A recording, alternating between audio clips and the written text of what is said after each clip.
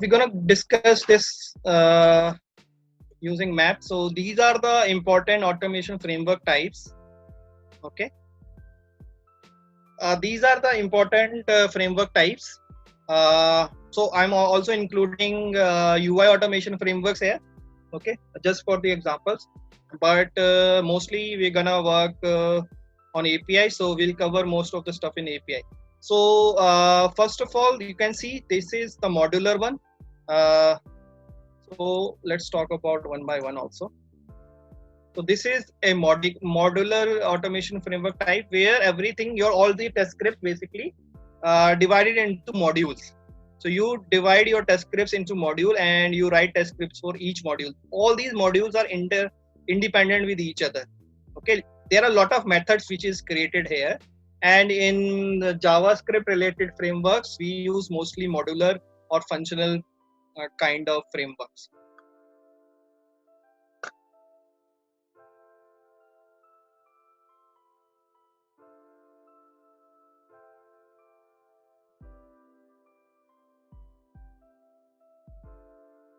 Okay. The second one is data driven. I think data driven is second. Yeah. Second is data driven. So what happens in data driven? Data is defined in Excel, and then data is used in test script using parameterization. So what we do, we define data and expected output in Excel. Now using our test scripts, we find out the actual output and then compare these two.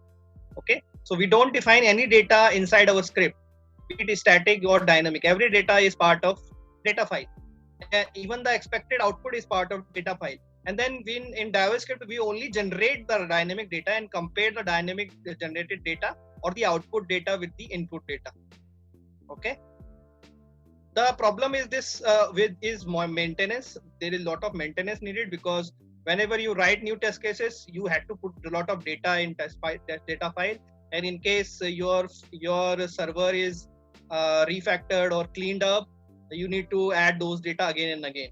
So there is a lot of maintenance involved in this data driven framework. So that's why earlier, when there was less changes in technologies and less changes in databases, it was used. But these days, people don't use that. But again, if your project is basically based on data warehouse or database, then I would suggest use data driven frameworks.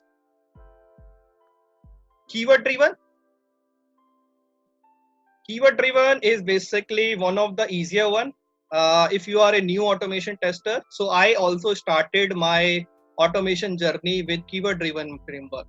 So in one of the company, Beldover Software, we had the keyword driven model which is created by developer, and then we were writing our test cases in external file. In those cases it was Excel, but you can use txt file or config file also in robot framework, which is the one of the most popular keyword driven framework. We use config file .robot file, and then on .robot file we define all these keywords. So what happens, keywords are defined in file in Excel or some other file. Keyword to code converter is written in the code. Okay, so let's say I say in Excel open URL.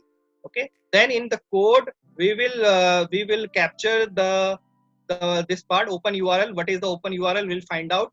And this then on open URL method we will call driver.get, and then we will have a keyword driven library collection of all keywords where we will have all those keywords which are included in Excel or external file, like open URL, refresh page, click element, click button, okay, everything. So all those keywords are defined in Excel file. There is a code file for converting those keywords into a code, meanable code in case of Selenium. In case of API, it would be rest assured code. And then there is a library which are used in test script to write, convert those test cases into test script at runtime. Payload driven, we'll talk about later. Behavior driven, again, it is based on BDD. Behavior driven, we discussed this yesterday. We are going to also use BDD today. Cucumber, Serenity, all these frameworks are part of behavior driven.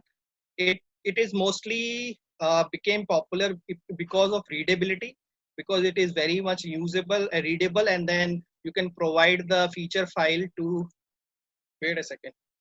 I had some diagrams. Keyword driven is here. You have keyword action here. Put the data in script file and then output is result. So we have three main components in behavior driven: runner file, which is basically takes care which feature file to execute, which tags to execute, and so on. Feature file has all the test cases and scenarios details. Basically, this is used by product managers to see if the coverage is correct or not, because product manager also knows BDD. They write their test case, they write their stories in BDD format in some of the companies. So they actually see if the one-to-one mapping is there or not in feature file. And then this feature file is basically converted in given then methods, where every given when then we create a method, and under that we write our test scripts. So this is a behavior driven method getting very popular these days because of readability. But then I would not suggest this for API, because API cases generally are not added by product manager. They are added by developers. So you can use this for UI with combination with Selenium. But in case of API, I would suggest to use direct way. And this is why Karate and Rest Assured are very much a good tool, because they provide behavior driven capability without the need of runner or feature file. Okay, so you get the readability things, and then you don't have to depend on these runner or feature file, because no one gonna use or read your file in case of API. How would the product managers know something if you are testing APIs? If I do this change, this should happen. This change this should happen. So if your product manager is technical product manager, there is a category in technical product manager, then you can use Cucumber. But I feel so most of the companies I have used given when then with Rest Assured. But then for UI automation cases, I have used with Cucumber. Now, before coming to payload, payload. So today we're gonna use payload driven lot. So what happens in this case? We manage payloads, request and response payload using DTOs, or we call it POJOs. We show one of the example. Then we have a class, and under those we have different methods to manage this payload, and we call those classes as payload managers. And then we use them in given when then methods to perform our test steps using test scripts. Okay, simple enough, nothing complex in this. Okay, now so payload is one of the framework we're going to use, but we are going to use a lot of other frameworks also, and this is where a hybrid frameworks comes into the play. It actually allows you to use best things from the all the frameworks. Okay, so for data driven, we are using data driven. Why? To manage our payload data. So let's say if we need to test different logins, we can put our all the login related data in data file, and then use our POJOs to set and get those data from Excel file, and then use that in our test scripts, right? For all the configuration related data, we can use in data file, and then use that in our test script directly, and so on. Payload driven, we're gonna use a lot of this because everything would be related to payload. So JSON will play a huge part in this. So deserialization and serialization of JSON will happen, and then this payload driver class will help us doing all those activities in serialization and deserialization. BDD. So as I said, Rest Assured follows BDD. So we're gonna follow given when the structure, where given is basically we set up everything, headers, endpoints, base URL, and everything. And then in when we make request. So when is basically executor. So we make request with the data, which could be a body data in string or map or class, anything. And then then we have all the assertions. Keyword driven. Keyword driven, why, how gonna use that? So in our test scripts, we're gonna use some of the helpers, which will help us to reuse our test script components. Okay, one example is assert action. So assert, I will create an assert action keyword. It's not gonna use from external file, but we're gonna use this as an object in internal test scripts.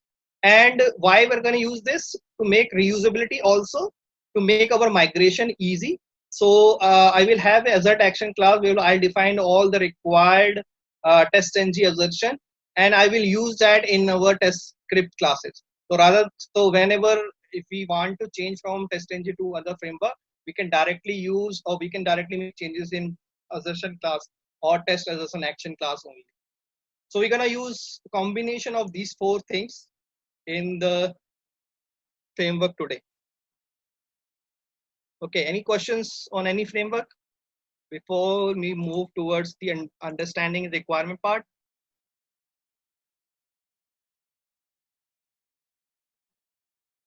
20-second wait, and that's it.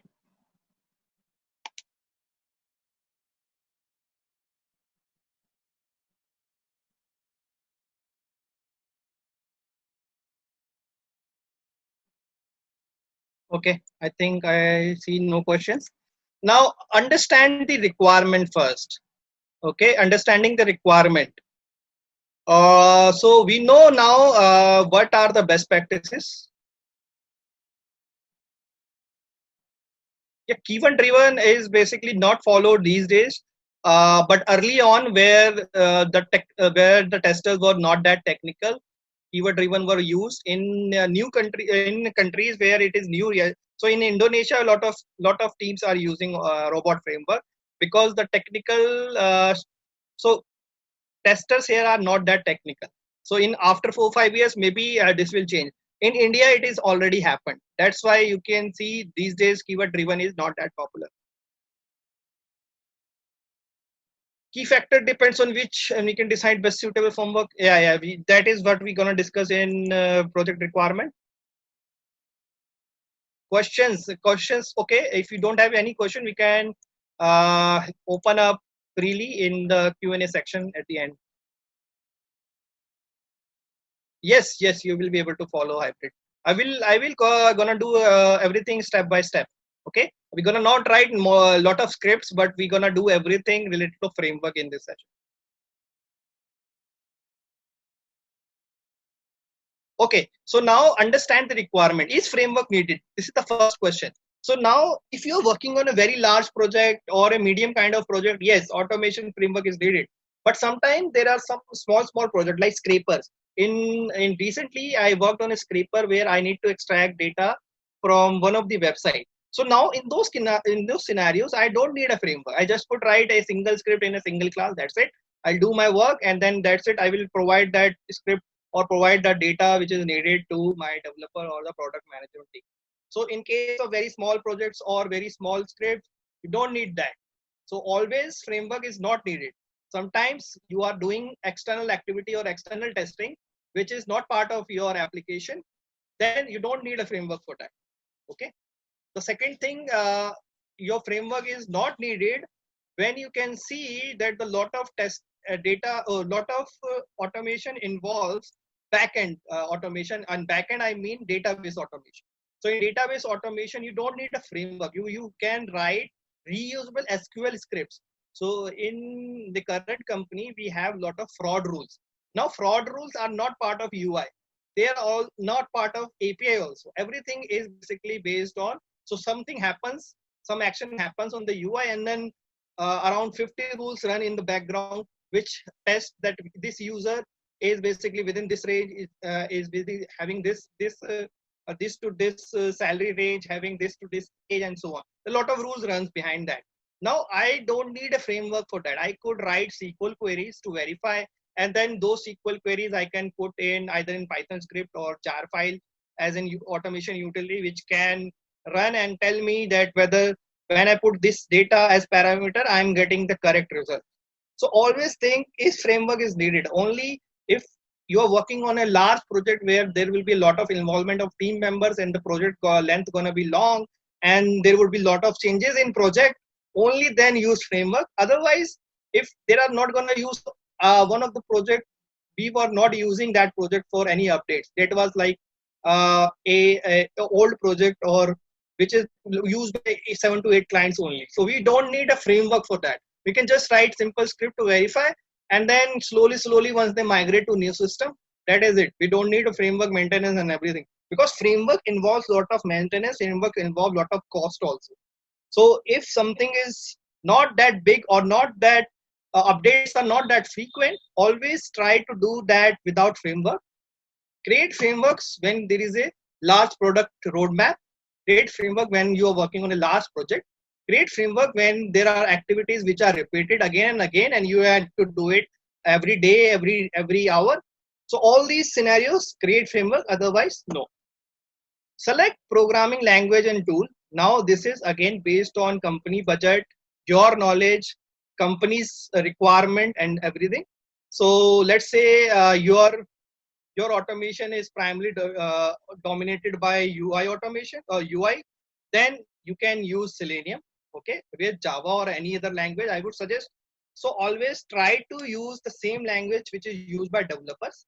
Okay, so let's say they are using JavaScript. Now, rather than Selenium, try to use Cypress. Try to use WebDriver IO.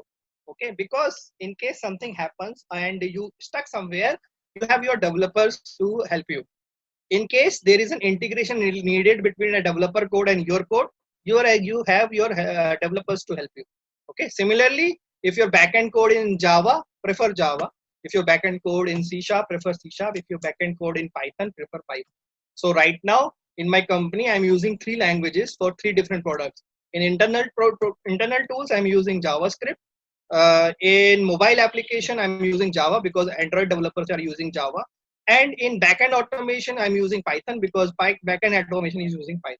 So because see, don't make your automation code independent of developer code, because if you are not gonna use your code with the developer code, you will lose out the test coverage. Okay, you will lose out the code coverage, because if you don't see the code, how would you know that you are covering everything?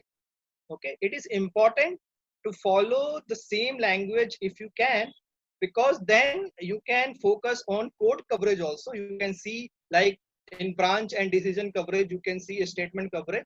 Like I have covered these cases, but I missed out these cases. Developers can also help you. You can see their unit test cases and include those unit test cases in your automation test case, and so on. Now then comes the framework part. Which framework to select? Again, depends on your team's capability. If your team involves a lot of manual testers who are new into automation, then you can go with a keyword driven. Okay.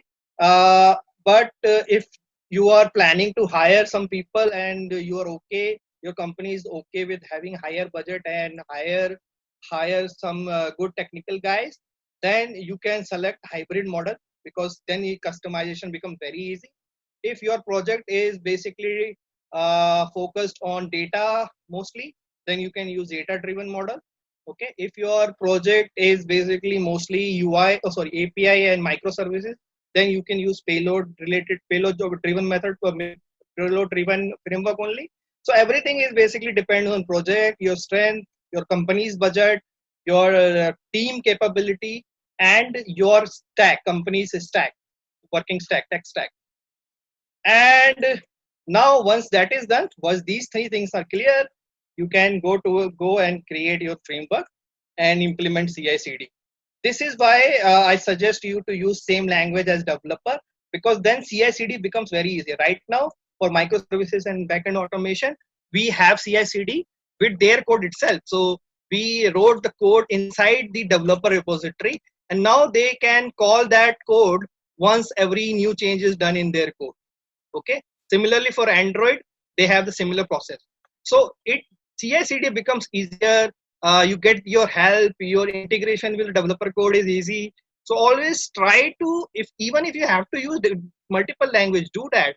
But always try to have same kind of programming language which is used by your developers. I hope requirement is clear. Now move towards the components part. Not a single person decide that, Nirdesh. Good question. No single. We have used our depends on your choice. If you're thinking easy one, Python and Java. Backend code is basically API, web services, microservices, everything which is written in backend. UI code is basically UI components. Is either written in React or Angular these days. Or mobile code is simple. Yeah, if you are using a developer is using Java, then use Java. If you are they're using Swift, then I would suggest. So recently we actually now using Swift with XCUI test for our iPhone test, iPhone automation. Okay, because there are two things. One, APM is very slow compared to XCUI test, and the second, XCUI test is actually known by developers also, so they can also contribute. In our case, they don't know anything about APM, they don't know anything about Java, the iPhone developers, so it becomes very difficult to convince them to help us or do anything with our code or reuse our code for unit testing. So that's why I'm saying, if they are using Swift, you go on Swift and make test cases for iOS and Swift.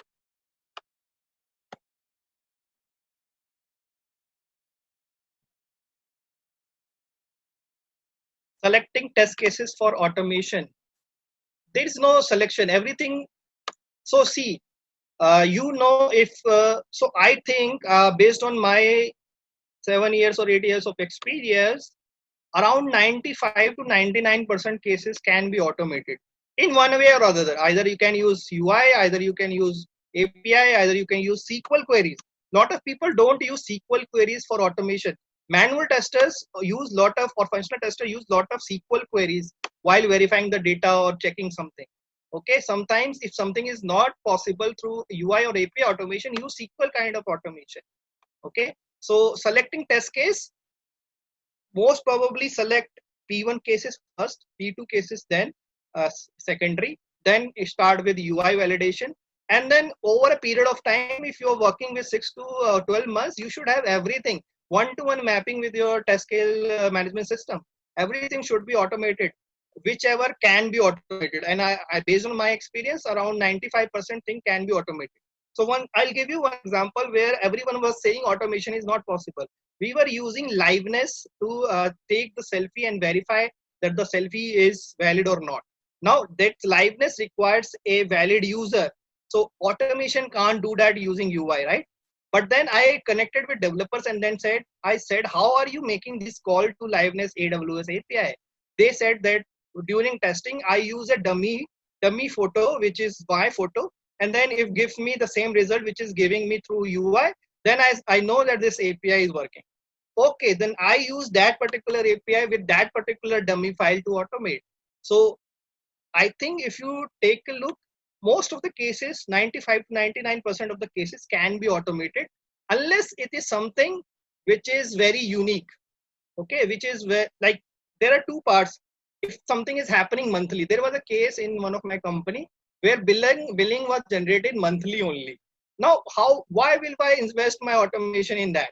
It is like a monthly activity. Manual tester can also do that. Why would I write test cases and manage and maintain that test case, which is only running a monthly base? So those cases you can ignore. Otherwise, so see, if developer has wrote the code, if it is testable, then it should be automatable also. Always try to find a way. Maybe it is not automated through UI, then find a way to do it API. If it is not through API, then find a way to do it DB. If it is not through DB, then find a way to do it using some script, Python script or shell script. Okay, there would be a way.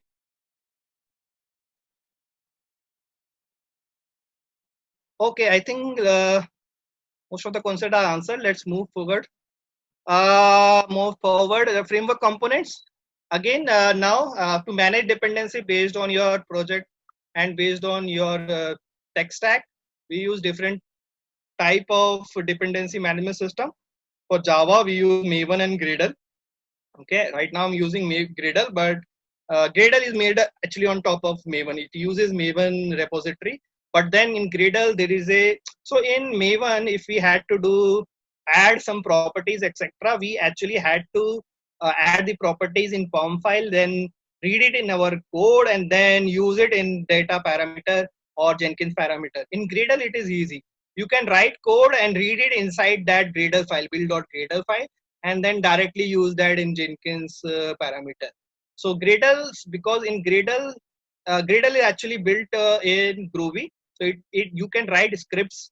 But Maven, because it's involves only XML format, writing programming logic is not possible. PIP if you are on Python, NPM if you are on Node.js, NuGet if you are on C#. Manage data. Again, you can use different kind of file for that. Mostly I prefer Excel because it is easily readable and manual tester can easily make changes in that. But in one of the company, I have used JSON files also because the data was mostly involved related to the API automation, and then lot of JSON files were involved in those cases, lot of big JSON files because it was primarily a data driven project. So in those cases, Excel throws a out of memory error when you give lot of long string to Excel file columns. So in those cases, Excel becomes a difficult to manage and it starts to hang. In those cases, I would suggest JSON files. Property files, let's say there is a different, you have multiple environments, then you can use property file, or sometime in UI automation also, some people use property file to declare their XPaths. And XML is again the same, related to JSON. But if you are using a project which is primarily dominated by web services, like in case of SoapUI, we use a lot of web services automation. XML file becomes handy. Manage payload and endpoints. We're gonna use JSON POJOs, JSON maps, JSON strings, and JSON for that. JSON is not there. So JSON helps you to serialize and deserialize data in various formats.